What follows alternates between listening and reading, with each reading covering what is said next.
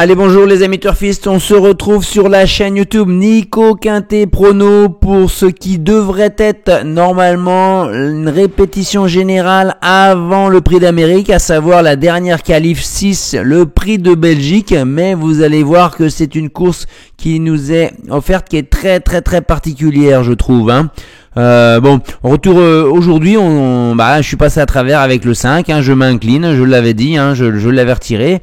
Je pensais pas qu'il s'adapterait à la Volt à 18 partants avec un parcours de 2850 mètres, et il était quasiment battu dans le dernier virage, et finalement il est revenu prendre la 3e place. Il nous casse les tickets, puis on n'avait pas le 6, et puis les rapports sont pas très élevés. Pas de regret, franchement il n'y a pas de regret à avoir sur ce quintet là. Je préfère le toucher demain, surtout que demain vous avez une tirelire, je crois, de 1 million d'euros sur attention, samedi 14, voilà, une tirelire en point de vente, dans les réseaux physiques en dur, vous avez une tirelire d'1 million d'euros. C'est là qu'il faut aller jouer, sait-on jamais. Alors on y va les amis, affichage en diaporama et on est parti.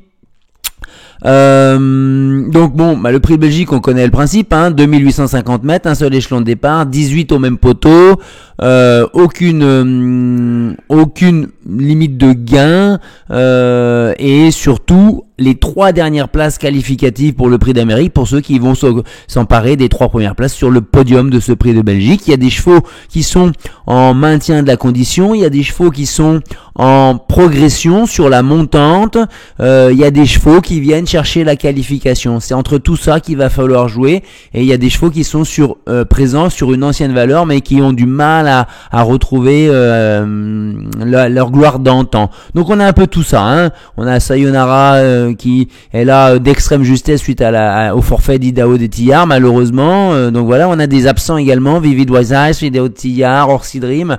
C'est vraiment un prix de Belgique très particulier. J'ai eu beaucoup de mal à faire mon pari, et j'ai privilégié finalement la jeunesse et ceux qui recherchaient quelque chose, et ceux qui étaient déjà qualifiés mais déjà en forme.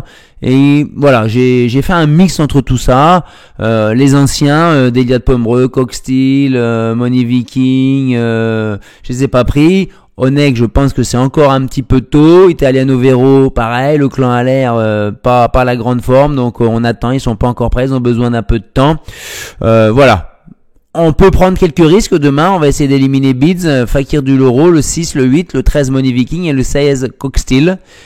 Pour moi, ils ne figureront pas à l'arrivée du tiercé. Quintet certainement également.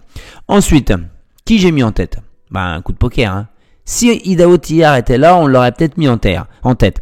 Qui vient souvent prendre des 2e places derrière Idaho Tillard, mais elle a moins de marge que lui, bien sûr, c'est Inmarosa, la jument de Laurent-Claude Abrivard. Ça serait une belle compensation, même si ça va pas s'effacer.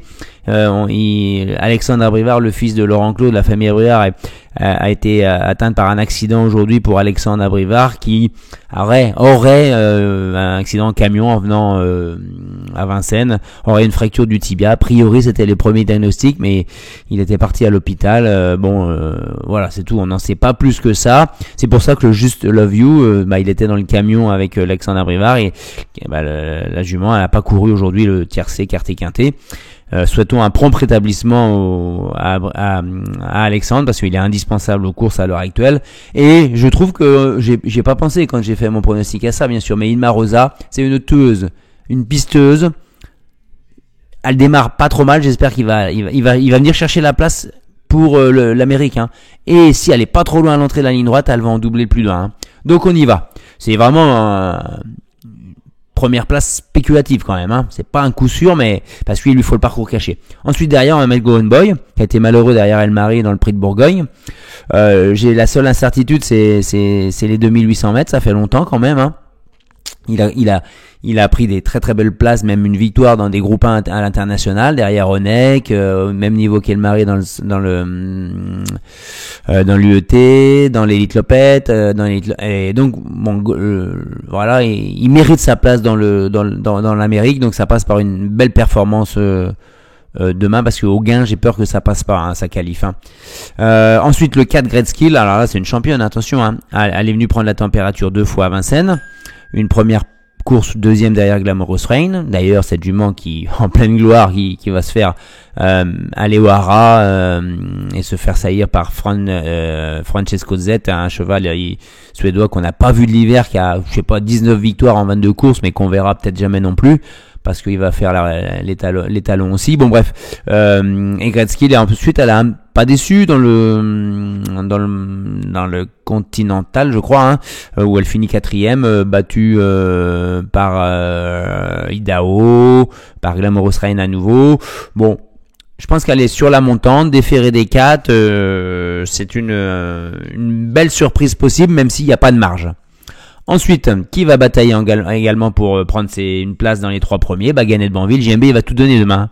Je vous l'annonce. JMB, il fera le maximum pour emmener Gannet de Banville à l'Amérique et donc finir dans les 3 premiers demain. Par contre, je ne sais pas s'il a la marge. Il n'est pas revenu encore, je trouve. C'est pas le cheval qu'on a connu il y a 2 ans, qui aurait été l'un des favoris au Prix d'Amérique. Mais en plus, là, il n'a pas couru depuis 3 semaines, 1 mois. Il a toujours quand même, il reste avec des jambes fragiles par rapport à sa blessure qu'il a écarté 1 an et demi. Donc, JMB, il y a que ça qui l'inquiète un petit peu, c'est qu'il n'a pas pu le travailler suffisamment fort pour compenser un repos aussi long de 3 semaines. Voilà. On verra. Mais c'est lui qui est au sulky, donc grosse chance. Attention. Ensuite, le 10, Isoard Vedake. Les choses sont claires avec lui. Il est qualifié. Il a une première chance dans le Prix d'Amérique. Il a un gros moteur. Ils ont trouvé la ferrure adéquate, plaquée des antérieurs, ferrée des postérieurs. Ils ont trouvé le driver qui s'entend très bien avec lui, Benjamin Rochard.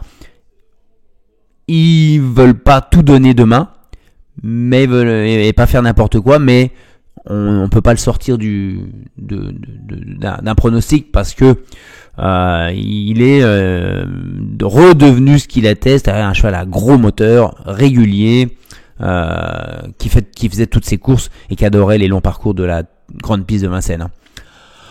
On enchaîne avec le 15 Hookerberry. Pourquoi le mettre finalement, ce Bazir? Il est qualifié, tenant du titre. Dès sa victoire l'an dernier dans le Prix d'Amérique, Bazir avait annoncé que son gros objectif, ça serait exclusivement le Prix d'Amérique. Il l'a laissé au repos 6 mois. Il l'a fait revenir en août tranquillement, progressivement. Il l'a rassuré sur ses premières courses, quand il vient finir deuxième, notamment du Belgique ou du Bourbonnais, je sais plus. Et là, la dernière fois, il s'est complètement désintéressé de la course. Il a été ferré lourd sur un 2100 autostart, numéro derrière. Bref, il fallait pas mettre un centime sur lui. Là, Hookerberry, plaqué des postérieurs, un peu allégé, il va chercher quand même à lui faire pas une vraie course, mais il va chercher pas à se rassurer non plus, mais comprenez, à ce que Hookerberry fasse déjà une belle ligne droite. Donc je pense qu'il peut revenir choper une place dans le quartet quintet. Ensuite, on y va avec le 7 Hokkaido Giel. C'est vrai que ça fait 2 fois, je crois, qu'il déçoit. Distancé, 10e. Avant, il avait fini 3e dans le Bourbonnais, où il a obtenu très vite sa qualification pour le Prix d'Amérique. Et auparavant, il avait été premier distancé sévèrement pour une gêne occasionnée dans le dernier virage, laissant la victoire à Bill Jepson, je crois. Là, il y a à la fois une nécessité pour Jean-Luc Dersoir et David Thomas de se rassurer, que le cheval n'est pas un souci, parce qu'il était sur une main, la tête de travers. Ils voudraient bien qu'il ait un parcours propre, mais aussi qu'il puisse se montrer à son avantage. Donc c'est pour ça que je le glisse dans mon pronostic. Et je termine par encore la jeunesse. Vous avez vu, Inmarosa 6 ans. Ensuite Guanboy, non, plus âgé. Mais après on a Gretzky 6 ans. Isoard Vedake 6 ans. Ideal Lignery 6 ans. Ideal Lignery, il aura pour lui d'avoir également été à plusieurs reprises dauphin d'Idaho Tillard, ce qui lui confère bien sûr une ligne et et une légitimité d'être au départ, même si sa place a été due au forfait de dernière minute des cracks, entre guillemets. Mais il a pour lui l'aptitude au parcours et à l'hippodrome de Vincennes.